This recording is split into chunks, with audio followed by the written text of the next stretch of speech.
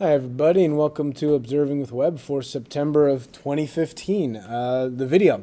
So we got some cool things going on this month. Most importantly, we have a total lunar eclipse, and it's got great timing because it starts after 9 p.m. and it ends by 12:30 in the morning. So it's great timing for us, at least on the East Coast. And we've got a couple planets that we can see as well. So let's just get right into it because I got a lot to cover. As far as the planets go, here's what we got going on. If you take a look at the night sky, I have it set for September 15th, a little after sunset. You notice the ecliptic, that path that the sun and moon travel, is pretty low in the sky. But if you look toward the southwest, you'll see Saturn up here. Okay. Saturn is over here in the southwest, and it's off to the right of, just lost the name, Antares. Wow, that was bad. First week of school, Friday. It'll do that. But anyway, it's going to move across the west, and it's going to set around about 10 p.m., somewhere around there. So you won't be able to see it. Let me rewind the clock a little bit.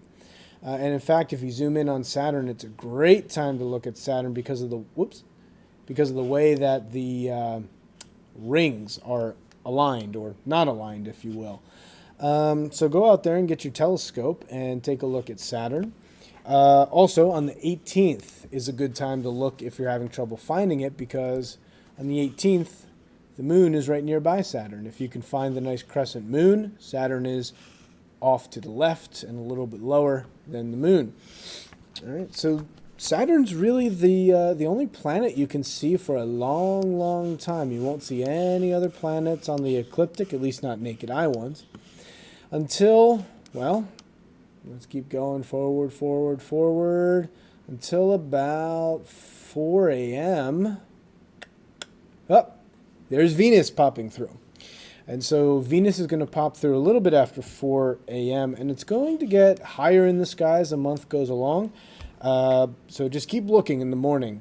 Now what's going to happen is throughout the morning, evening, that's going to rise up, and then about a half an hour later, Mars, which is dimmer and more red, is also going to pop up as well. And then a little bit later after that, right as it's reaching dawn, you'll see Jupiter rising up as well. And so let me just put this at sunrise. You see at sunrise, Jupiter's high, but let's go back a little bit. Let me run you through this throughout the month. If you start on the 1st, really, Venus and Mars are kind of next to each other. But then Venus is going to go up, up, up, up, up, up, up. Mars is actually going to get close to Leo's brightest star, Regulus. And by the end of the month, you've got a nice 3 planets in the dark sky in the morning. You've got Venus, Mars, and Jupiter. Mercury is the one I didn't talk about. That's a naked eye planet, but it's in the sun's glare all month, so just ignore it. So to summarize, we've got Jupiter, Mars, and Venus in the morning sky off in the east, and Saturn off in the west around sunset. Okay. All right, let's talk about the events for the month. So let me go back to September 4th.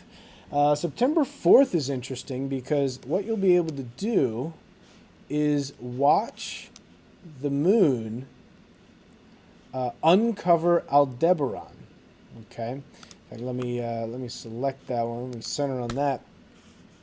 And what you'll notice is that on the 5th, the moon actually passes through or past Aldebaran. And in fact, I'm seeing that around 12:38 a.m., at least for people around us, Antares will pop back out on that dark side of the moon. I don't normally get giddy about these occultations, but this one's neat because it's a very bright star. You can see it around 12:38 in the morning. That's kind of late, but it's neat. And on my Podbean site, you can see a link to where you can get specific times. All right, so let's move back out. September 5th is when you have the last quarter moon, as you can see here. Left hand side is lit up. You can see it in the morning, and if we fast forward time, after midnight and into the morning. What's going to happen is that moon is going to get skinnier and skinnier and skinnier and lower in the morning sky until September 10th. September 10th. This is pretty cool. You've got the moon hanging out, a very thin crescent moon, hanging out right in between Venus and Mars. So if you want to see some of those morning planets and the moon, check it out on September 10th. As you can see, Venus is going to be to the right, Mars is to the left, and the moon not in the middle, a little bit closer to Venus. And let's see, let's zoom out. And then over the next couple days, 10th, 11th, 12th, and finally on the 13th, you've got the new moon, and now the moon is going to start rising up in the west after sunset.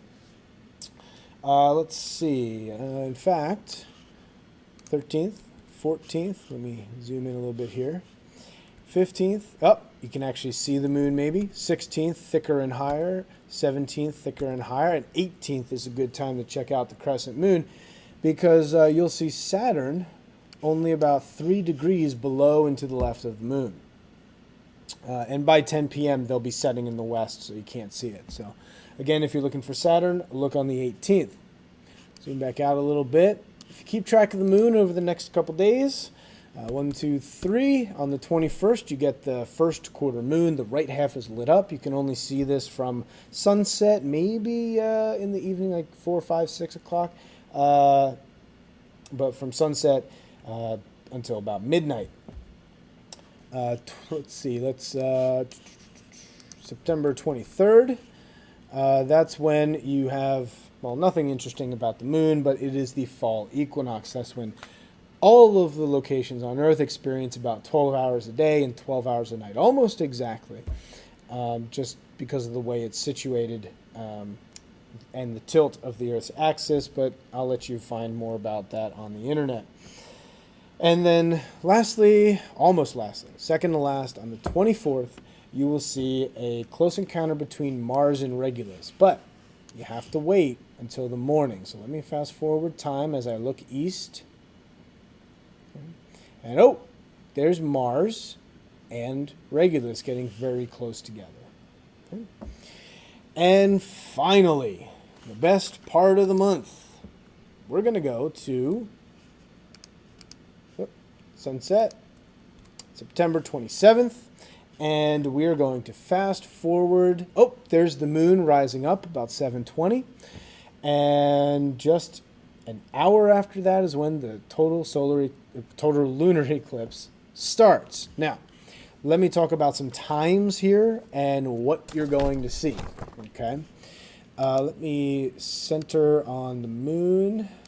Okay, all right. Now, if you look to the east, around 7:20, you'll see the moon. And what's going to happen is the moon's going to rise up, okay? And right at about, I have it as 8:40. Right at about 8:40 is when the penumbral lunar eclipse will start. This means almost nothing, okay? You can barely see the penumbra. That's the outer portion of the Earth's shadow. On here, it's going to look like it does something, but when you're out there, you really don't see it.